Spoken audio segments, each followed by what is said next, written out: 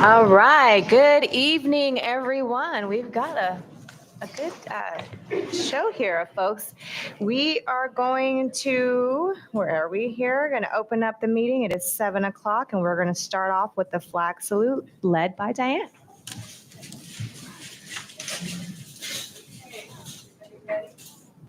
I pledge allegiance to the flag of the United States of America and to the republic for which it stands, one nation, under God, indivisible, with liberty and justice for all. All right.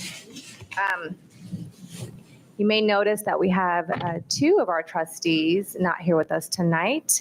Emil is overseas, and Scott is not here tonight. So we will move forward without them. With that being said, Trustee Gursky and Trustee Dow Jensen, looking at the agenda, are there any edits or changes? Nope. No. Okay. Then we will move on to item number 6, starting with Dr. Dana Eaton's superintendent report. Yes, good evening, board, and good evening, everybody. I'm so glad so many people are here tonight. I know we're all very excited to hear from the highlight of our meeting tonight, which will be the Marsh Creek students. So we'll get to them right after this. One of the things that I do each board meeting is try to highlight some of the things that took place between the last time we met and this time. There's so many great things that happen within our district. And so I wanted to say a special thank you to Chill Coffee and Tea. They made a donation out to Adams and Katie Human's class that runs a coffee and tea program out there. So I wanted to thank them for that. I also wanted to thank Liberty's music group that was just formed. Grupo L came out to perform at Pioneer for Hispanic Heritage Month. They were a huge hit amongst all the students out there. So thank you for that. I know we have some Marsh Creek parents here tonight, and I really wanted to just acknowledge their generosity. They provided treats on September 15th for the staff out there, and those kinds of things are so appreciated by the staff. So thank you for taking the time to show kindness to our hardworking staff. We really appreciated it. In addition, this is out at Mary Casey Black, celebrating Hispanic Heritage Month Ballet Folklorico. And so Jasmine in room 1 was there, and so her classmates got to see her perform too, which was great. And then to the upper end of elementary there, 5th graders celebrating Constitution Day with their new flag shirts in Mrs. Tognolini's class. Our Harvest Grove Virtual Academy had an art day, and so Mrs. Tremaine did a sunflower art project. So these students came out. I think they turned out pretty great. And then I also want to thank, I'm still saying East Contra Costa Fire, but Contra Costa County Fire, E92 for coming out and supporting the Fun Night Out for Mary Casey Black Family Night. Students certainly love that. Student government is a wonderful thing. These are our 3 students from Loma Vista. These 5th graders are giving speeches as they're getting ready to take on their leadership positions. So I love that for that. I want to thank our food service team who's been engaging with our students even more this year. This was a wonderful way for students out of Pioneer to learn about local corn and got to get involved with that. So hopefully they told their families about that. I want to spend just a bit of time thanking our volunteer art docents from around the district. So this was a kindergarten lesson done by a parent volunteer, a Piet Mondrian lesson, where the students cut out shape to match. They learned a little bit about the artist and then tried to recreate some of his art as they went forward. So that was really fun to watch. This is Mrs. Mullen dressed as a banana. So since she was going to be here, I wanted to put this. But I know I hear out there that if your attendance is really good, your class can earn the top banana award. And then Miss Mullen comes and sings. And so I don't know if she brought her costume and or her microphone today, but maybe during slow parts of the meeting. So congratulations to those classes. I want to say a special congratulations to Guerin teacher Elizabeth McGinn. Elizabeth was our district teacher of the year and represented us at a special ceremony that took place at the Lesher Center for Contra Costa County. You can see her there with her family getting flowers and celebrated. So we're so proud of her and glad that she represented us. We're kicking off unified sports. So this is Adams versus O'Hara Park. So we're not only proud of our unified sports program, but we're proud that we've been able to spread it to other school districts that have joined in and made leagues with us. So this is a great opportunity for kids. So congratulations to them. Here's some, I told you I was going to spend a few moments. Here's our other art docent project that's highlighted today. So this is Mrs. Polk's class at Brentwood Elementary. And the students learned to make papel picado to celebrate Hispanic Heritage Month. So great opportunities for them. Had a couple board members that were out visiting programs and classes. So thanks to Dr. Dow Jensen for going out to Mary Casey Black and their TK and their counseling program and visiting out there. I really appreciated that. Here's some other Mary Casey Black students learning about Frida Kahlo and doing a project with that. Fun activity. One of the things that's great about our middle school programs is our student leaders put on activities and nights for the students, so they learn about organizing that. So I want to acknowledge Mrs. Bernamonte for leading that out at Edna Hill and having the leadership students that put on this great activity night for a fall social for students, and then lots of help also from the Parents Club as well out there. So thank you to that.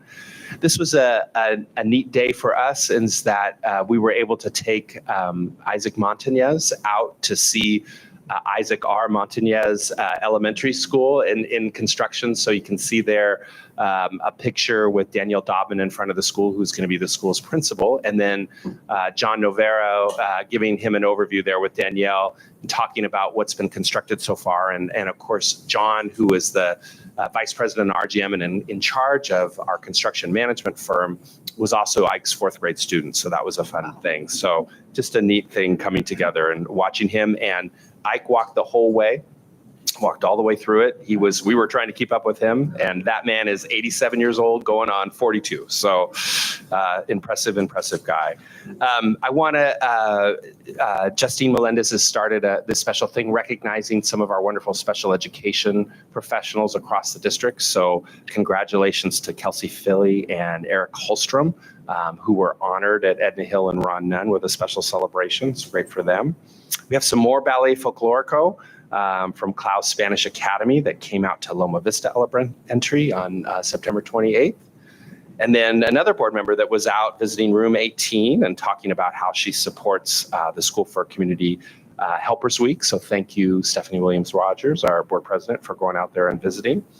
And then this is actually, I took this as a still from a video. It's a better video if you see it, but the students in Sarah Jenkins' Girls Who Code Club made these luminaries that are super cool, and they blink on and off and bright. So anyway, but they're very neat. So congratulations to them.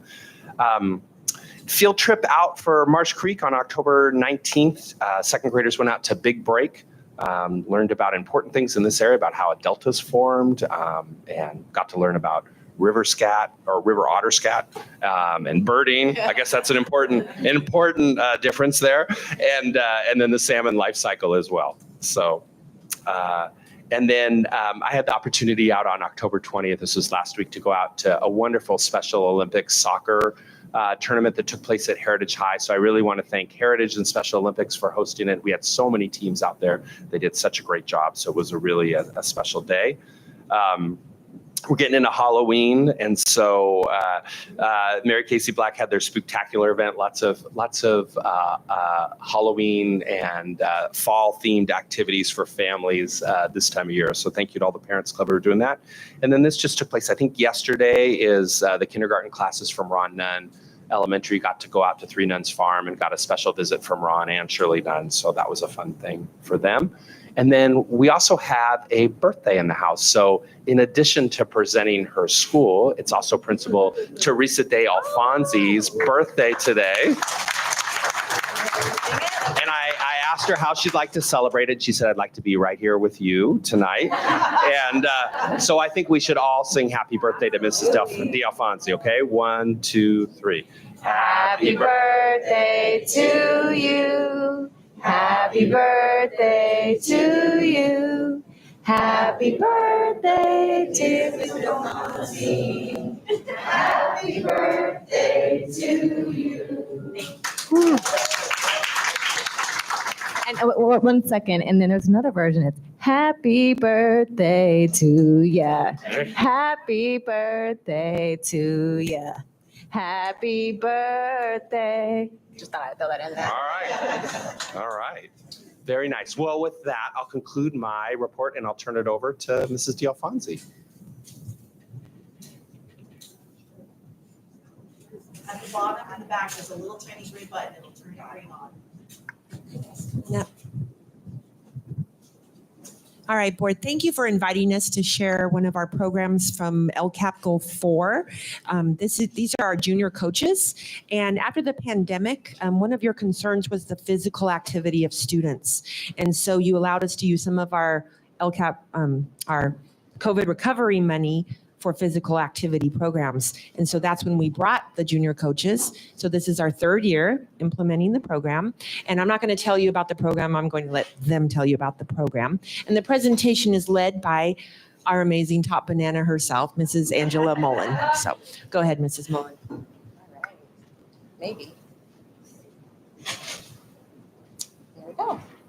All right, I wanted to start off by saying thank you so much for giving us this opportunity. We're really excited to highlight and showcase this program that we are running. And I'm also thrilled to be able to share some of these just excellent student leaders that we have in front of you today. So one of the benefits of the Junior Coach program is that it promotes the LCAP goal of school climate.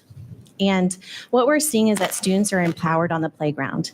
And we're seeing this because students are now given the tools that they need to be able to work through conflict. And they also understand what the outcomes and expectations of the playground are.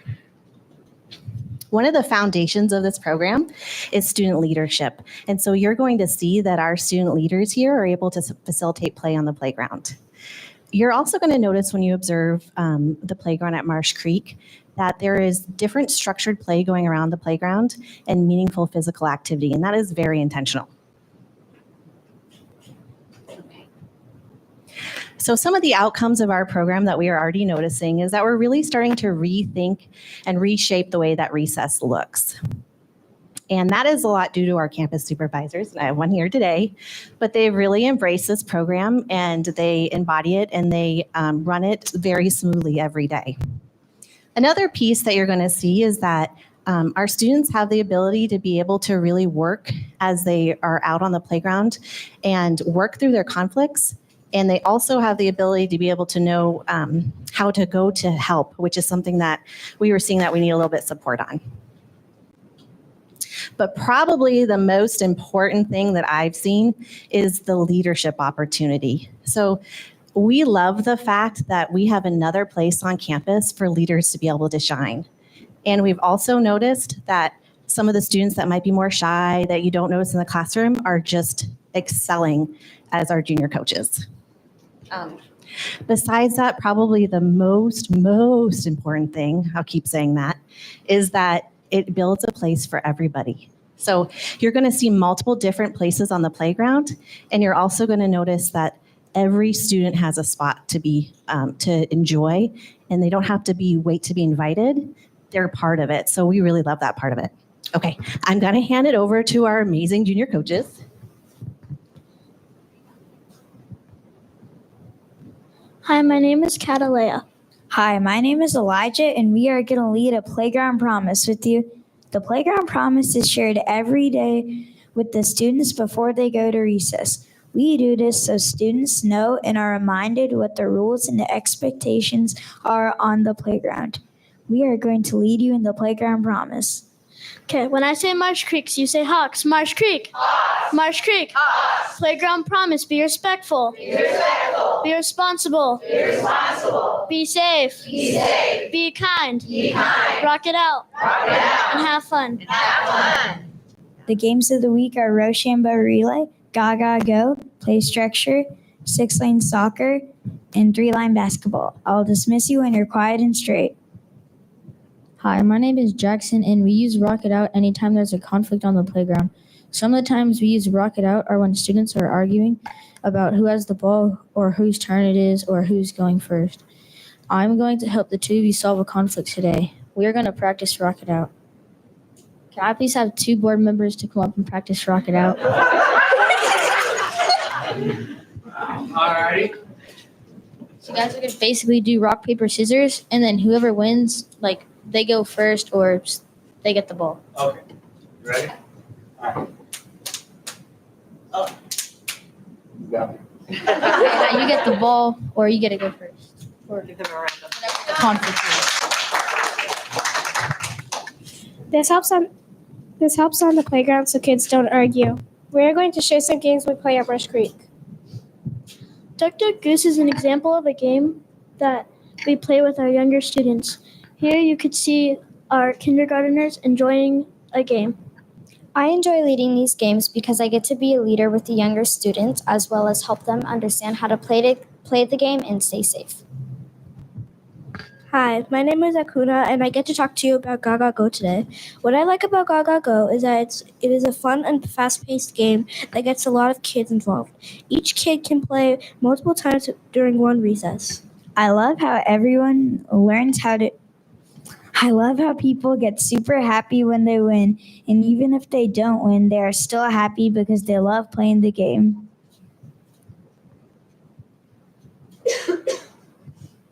This is 6-lane soccer, and it's a favorite at Marsh Creek. Why we love this game at Marsh Creek is because there are a set amount of students on the field at this time, so it isn't crazy. It is fast-paced and lots of students get to come and play. All students get to be a part of this. Today, we are going to lead you in a game of Rochambeau Relay.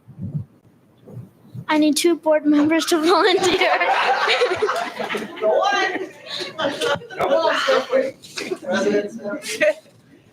Okay. Set 2? Yeah. Okay. You want to line it up? Yep. Show them where to go.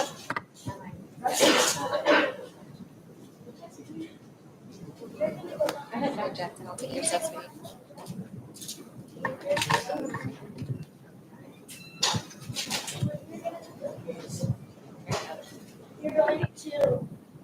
You're going to pop the toss. Once you meet, you're going to rock, paper, scissors. Whoever loses, the next person comes, and the winner keeps going until they get to the end. And that team gets the point. It's funny, huh? Okay. On the count of 3, go. 1, 2, 3, go.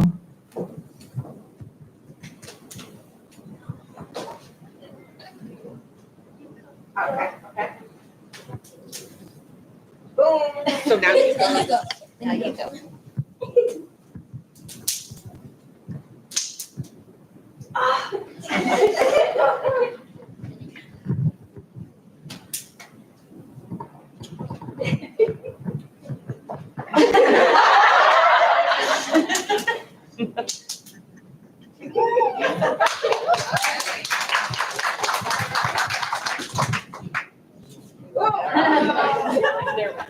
And you win.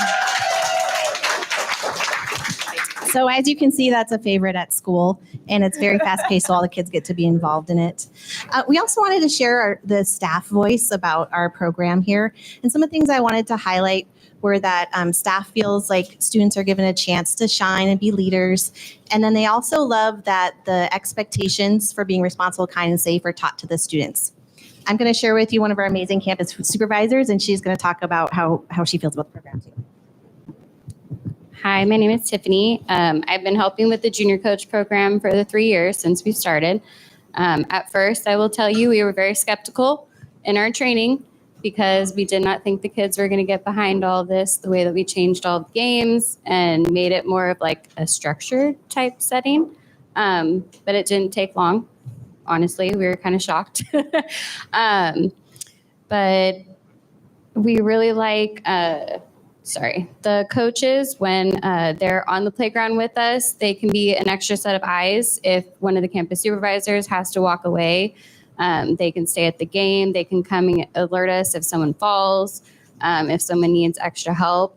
For the most part, they can work out the stuff with Rock It Out like they showed you on their own. If they need to come get us, then they'll come get us if that's the last resort. Our kindergartners absolutely love the fact that the big kids come out to play with them every single day. That is their favorite part of their day. Let's see, what else? We still have days, obviously, that not everything goes as planned. We may put some games out and it may not work. We may take them away. We may bring them back like, a couple months later. But we definitely don't see chaos and fighting on our playground like we used to. I see lots more community and laughter and fun. So that is why we love it. Yeah, and just to also piggyback on that, parents feel like they love that the older kids get to be the role models for the younger kids, and that there feels like there's just an extra eye on the playground. That might roll away. You can pull that. And then lastly, we want to talk about the impact. So what we've noticed in the 3 years that we started running the program is that the behavior incidents on the playground have decreased drastically, which has allowed more time for play and for students to be able to engage in play at recess time. The other piece that we really love is that we currently have about 60 junior coaches. So that's 60 kids getting that leadership role. Those kids will switch at the middle of winter break, and then we'll have 60 more. So the impact of the amount of students that are getting to have this experience is also very high. So thank you so much for letting us share. We appreciate it.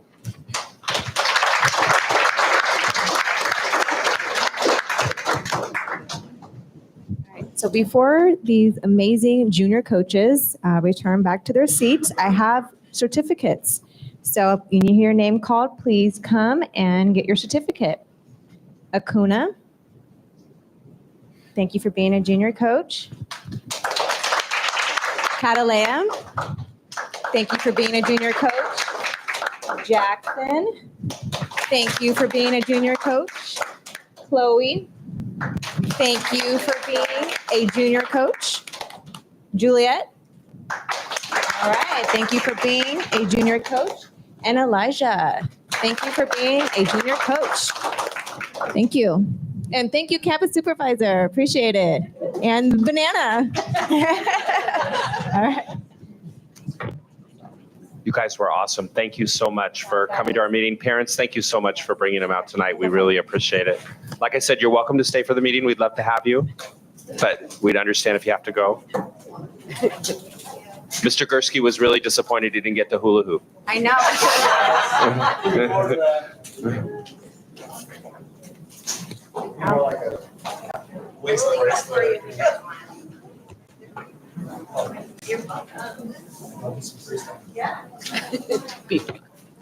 Okay, thank you.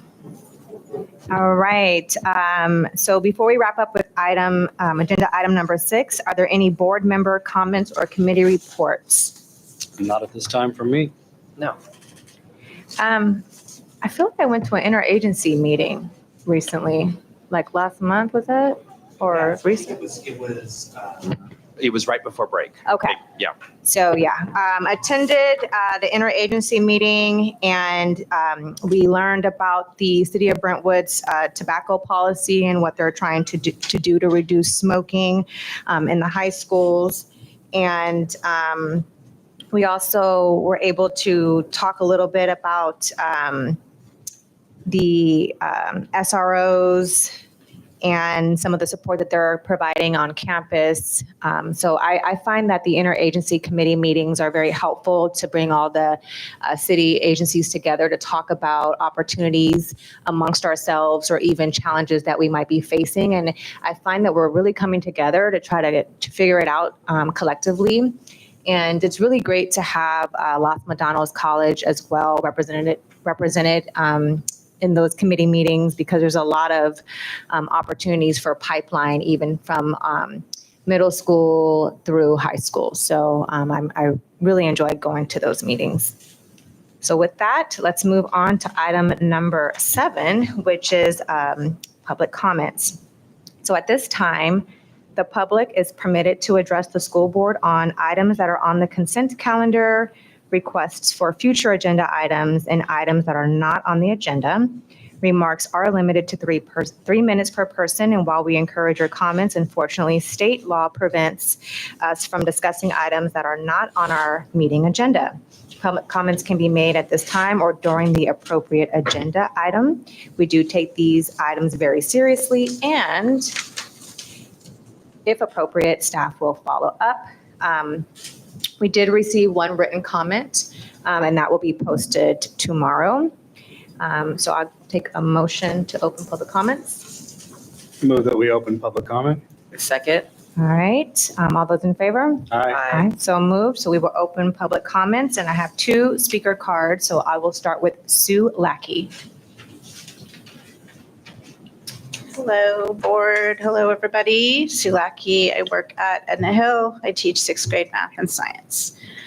I'm here today to talk in favor of something. Usually I feel like I'm always up here talking against things, but today I'm talking in favor of a program called IXL. IXL is a math program. There's a language arts component to it that actually we've lost already. I've been told that there's not enough funds to fund IXL and that we will be soon losing the math component also. And so I'm speaking in favor of not losing, that's still against, I guess, not losing our IXL. So I have some things that I jotted down. I talked to other teachers. I was in a math meeting on Thursday here at the district office, and there were all the middle schools, 6th, 7th, and 8th leads. So there were 3 from Adams, 3 from Bristow, and 3 from Edna Hill. And we were all speaking about how important this program is to all of us and to the teachers who teach math at all of these middle schools. So I'll just go ahead and start talking about some of the things that teachers have said and that I've also listed too. So IXL is a program that is at the student's level. The students have an overall score, and they are able to work on their action plan to increase their score, their overall score. IXL gives a lot of data. We use it. We used it last year to help place the students in 7th grade into their math classes. There's a leaderboard option, which the teachers can set where the leaderboard could be like the most answered questions or the most answered correctly or whatever. And the students can see that, and they compete very strongly to get to the top of the leaderboard. The leaderboard also gives equal access to win. It's not just the students who are very, very strong in math. It gives everybody, even the students that don't have particularly strong skills in whatever area, it allows everybody to participate at their own level. There's something called the group jam, which is the whole class. I see my time is dwindling down, so I'll talk to you about mostly the teachers are using this to teach small groups while the other kids are using the IXL program, and the kids are using it and liking it. And so I gave the love, like, hate test today, and I asked my kids, and a few loved, mostly the class liked, and maybe 2 or 3 hated. So that's it. Thank you. Thank you. Next, Lillian Pierce.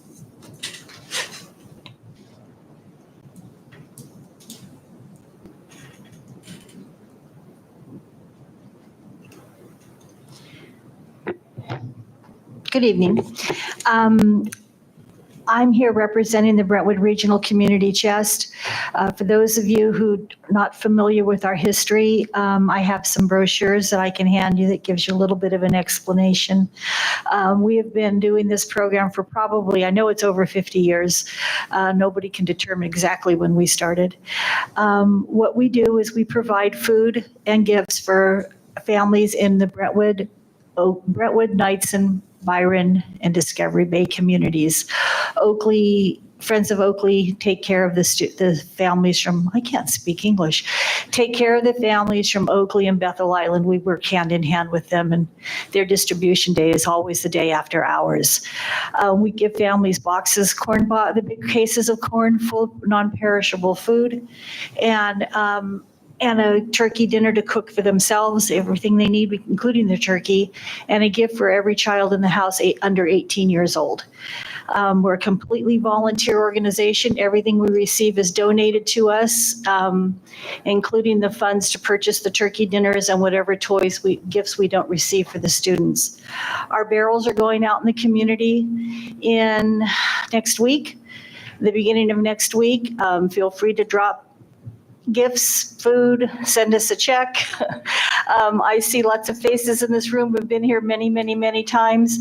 We couldn't do what we did without the support of the Brentwood School District and the City of Brentwood, as well as our community. We have an amazing community that's been supporting us for all these years and have been helping lots and lots of families.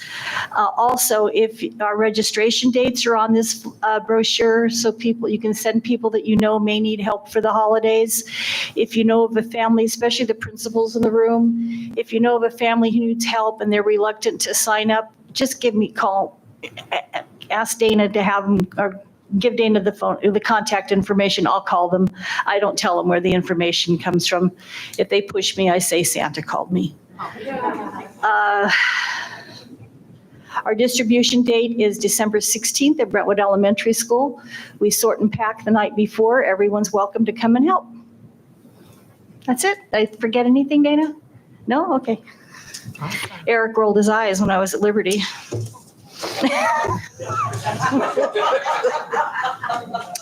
All right. I have no other speaker cards, so I will ask for a motion to close public comments. I move to close public comments. Second? All right, I have a first and a second. All those in favor? Aye. So moved. To item number 8, consent items. Anything to add, comment on? Nope. Nope. If nobody has anything to contribute on item 8, I move that we approve consent items 8.0 through 8.9. I second. All right, first and second, all those in favor? Aye. And we will move on. There's no hearings and appeals, so we will move on to item number 10.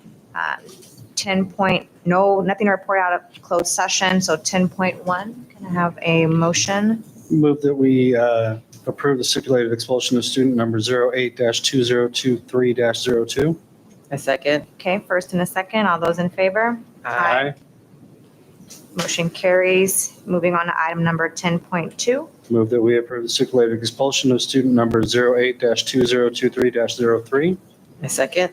Okay, I'm first and a second. All those in favor? Aye. So moved. On to item number 10.3. Move that we approve the stipulated expulsion of student number 08-2023-04. Second. First and a second. All those in favor? Aye. Aye. Motion carries. Moving on to item number 10.4, board priority goal update, reduce behaviors that impede student learning. Is that okay?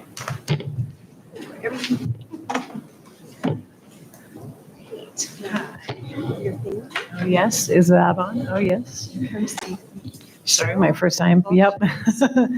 So thank you for having us. I'm Justine Melendez, Director of Special Education, and we're going to be going through the, you can go to the next slide, the board priority goal, the behavior goal, which is the third goal you see on the slide. You can go one forward.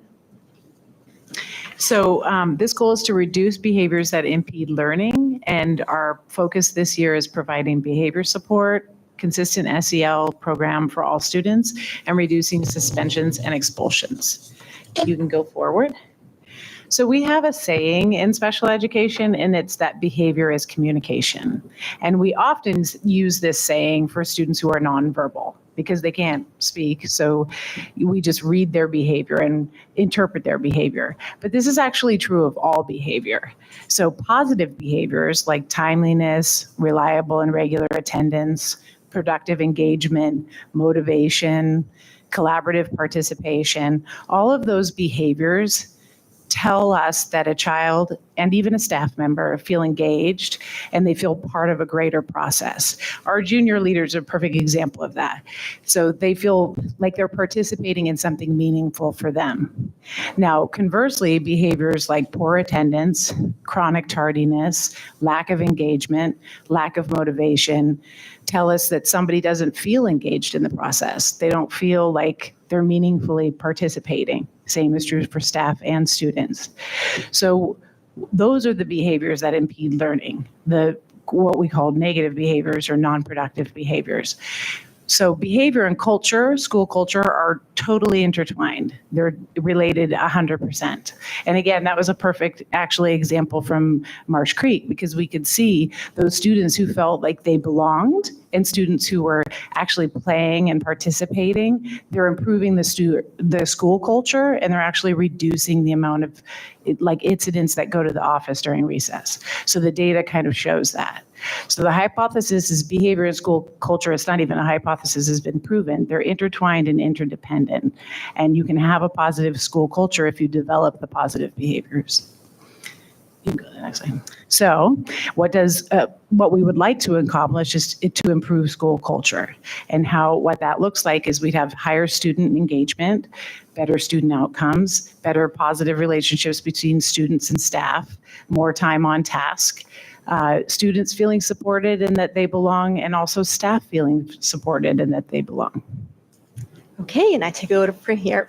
I'm Kirsten Jobe, Director of Student Services, and we wanted to do this presentation together because it affects both sides of the house here for us. So I appreciate Justin and I being such great co-conspirators. So in what this looks like right now, what things we're doing to work on our behaviors and support behaviors are where we've implemented this year our Tier 1 social emotional curriculum, which is second step. And what this looks like it's TK through 8th. And so while it is at every grade level, some key components are the same, such as belonging, growth mindset, how you are kind to others. Those kind of pieces are for every grade level, but they're different how they implement that at each grade level is, those are obviously going to be more mature as you get older. We have a social emotional counselor at every school, as you know, because you gave us the go ahead to do that. And we're so fortunate that we have that in our district, a vice principal at every school. It's such a great implementation this year for support. Our positive behavior intervention system, each school has, or what we wanted to have one in every school, each school implements that differently depending on the culture of their own school. So that's really important. What Marsh Creek is doing is a great piece of this. It's a great example of how they are implementing PBIS in some capacity at their school.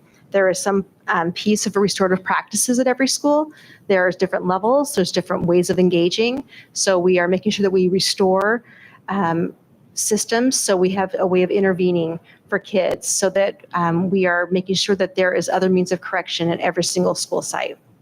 And there's school level teams like student study teams, care teams, student support plans. Everyone calls it something perhaps different, but there's interventions at every school. So action steps that we're doing from the district level is our vice principals. When we expanded our vice principal team this year, the principals, cabinet members got together and decided what skill sets we want to make sure that each vice principal was introduced to. So we are working together in vice principal cluster to make sure that there's certain professional development that everybody has and certain skill building. So we're working towards that. We have action plans that every site has created to talk about what behavior needs to be that they're working towards at their site. And it is just like I said before, everyone has action plan for behavior. What it is at their site is dependent on their own culture at their school. Something that program specialists and district cabinet members are doing is working alongside administrative teams depending on what behavior and partnership is needed. Depending on if it's something that Justine's team is working on specifically for behaviors or something that we're working on with more general education behaviors. And then the non-crisis intervention training, Mark does that. So our special ed team helps to train our staff in ways to be proactive and prevent things from escalating. So that's something that's really important. And then we have our school counselors and our school psychs are working together to do some cross-training to support our staffs. So how will we measure our success? So obviously, reducing behavior referrals and suspensions would be an excellent, quick point of being able to see that success. Improve student attendance. We've already been improving student attendance, as you've already seen, and we have continued to improve that student attendance piece. Decreasing tardies would be a great indicator. Oftentimes, when students are tardy, it's because of a behavior specifically of what they're trying to avoid. Retaining our staff would be an excellent indicator, making sure that our staff feels welcome and comfortable in our schools.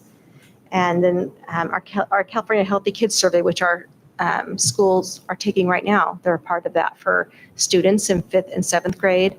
All of our parents and our staff are taking this California Healthy Kids Survey. So we will bring those results back to you.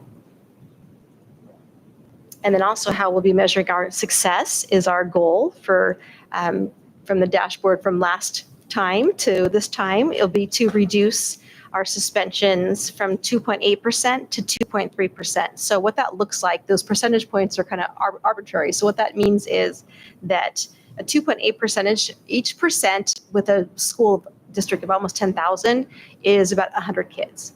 So we would like that to be from 2.8% is about 274 kids. Well, not about, it is. And 2.3% is 227 kids. So we would like that to be reduced by 47 students. And then our LCAP goal is to reduce that suspensions by 0.5% for all students. And for our subgroups that are considered very high, we'd like that to be reduced by at least 1%. And we will bring these numbers back to you in March specifically. And we will have those disaggregated out by their subgroups and types. Right now, our biggest suspensions are in the aggression, assault, that piece. That's where we suspend most of our children for fighting or causing a fight.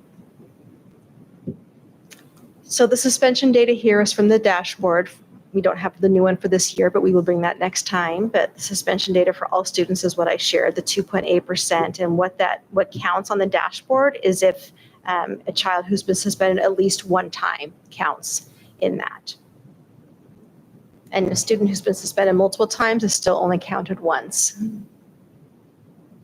And then this is what we were talking about, is that, for instance, the reason we have very high numbers, and the very high numbers are for our African American group, which are 7.5%, which is 3 times as many as our, all students. And our foster youth are 12.8%, which is 4 times as many times as our all students of our district. So those are groups we really are working on. How do we bring those numbers down? And then I wanted to bring up again, as we do every time we have these goals presentations, our differentiated assistance group, which is the reason we are in this DA, is because of the high numbers in chronic absenteeism and in suspensions for both our African American subgroup and our foster youth subgroup. So those are areas that we are very focused on, bringing those numbers down with all of the things that we mentioned previously. Okay, we'll bring back more data to you when we present this again in March. Are there any questions that you have for us? I understand you're going to bring those numbers back in March. Do we have a rough idea of where we are for this point of the year compared to last year? Sure. I was just looking at what we have right now in Aries, and we're at about 110 suspensions, and we're only at October. So given that was 274, I think we're probably going to be very close to where we are. I think when you have a general sense, when you talk to anybody right now, it's that there's a lot of behaviors that we're seeing, and a lot of them necessitate having a real strong consequence. So it's going to be, we're still doing, and there's so many interventions that we're trying, and our staff's working really hard. So we'll see what our numbers are. It's going to be a big challenge to get our numbers down. And 2.8% is a pretty low number compared to where it used to be. Okay. However, it's I think our biggest concern is the demographics, the gap. Disparity in the demographics. Do you have an idea of how those numbers stack up against state averages, county averages? I can bring that back. I'd be Yeah. curious Yeah. just to know. Sure. Thank you.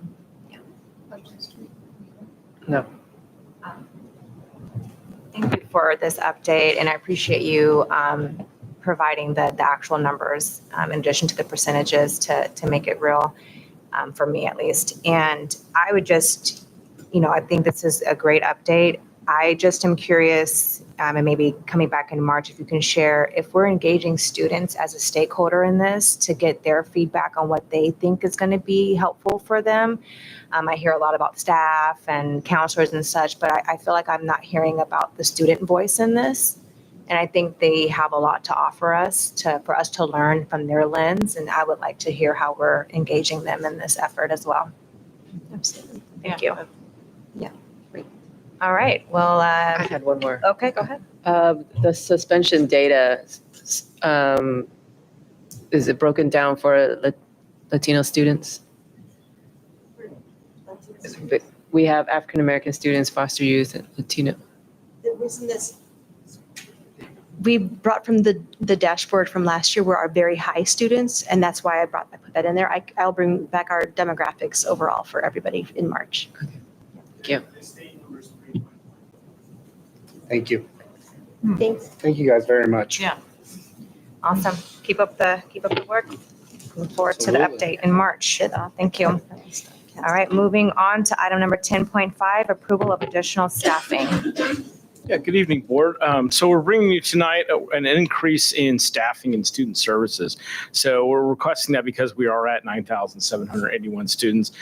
This department, we were perplexed. We don't know the exact date, but it's been over 20 years since we've added any staffing to that department. And we've seen an increase in students, an increase in intras and inters, as well as supporting our homeless youth. So behind this, what this person will be doing is handling inters and intras, as I said, SARB, which is our East County SARB, which is all the districts in East County, and we house that here and support that program. Other districts pay us for that support, and so that's where part of the funding will come from, in addition to ELOP funding and funding that we get from a homeless grant. And this person will also oversee our immunizations and oral health reports. Great. Any questions or comments, board? Not at all. All right. What is that, action? All right, can I get a motion? Move that we approve item 10.5, additional staffing. Second. All right, first and a second. All those in favor? Aye. Aye. Motion carries. Item number 10.6, approval of Citizens Oversight Committee members. Yes, so board, each bond in the state of California is required to have a Citizens Oversight Committee when they're passed by 55%. And so our Measure B is required to have that committee. We have that committee. Every little while, people term out and we need to re-up, and we go out to the community and ask for applications. And so we're asking you to approve the following people as members of our Citizens Oversight Committee going forward. And one point I just want to make is we do have one of those members, John Elam, with us here tonight. So I want to thank John for coming. And that's there before you, and I'm happy to answer any questions. All their information is below.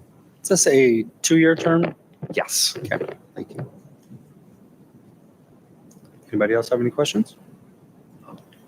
Move that we approve item 10.6, the Citizens Oversight Committee members. A second. Yeah, first and a second. All those in favor? First and a second. All those in favor? Aye. Motion carries. And just want to say, John, I appreciate your interest in serving on the committee, and congratulations. Thanks, Sean. All right, moving on to item number 10.7, approval of updated board policy. Yes, board, the policy that's in front of you is one that's needed updating for a while. It was encouraged that we do this as an urgency measure. It deals with district-sponsored social media and the ability to take down hate-filled speech and things like that. So rather than bringing it as a 2-part item, I'm bringing it to you as a 1-part item, and my recommendation is that you approve it, and it'll be enacted immediately upon your approval. Perfect. Okay, questions, comments? Nope. I move that we approve item 10.7, updated board policy. A second. All right, first and a second. All in favor? Aye. Aye. All right, motion carries. Moving on to item number 11, board member comment or future agenda items. No, thank you. None from me.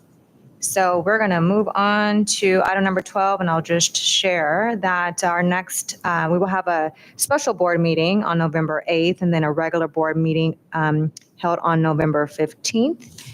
And that's what we have for tonight. So I'll ask for a motion to adjourn. All right, first, Second. all those in favor? Aye. All right, good night, everyone. Must be Scott Thank Nemo you. that slow everything down. Yeah.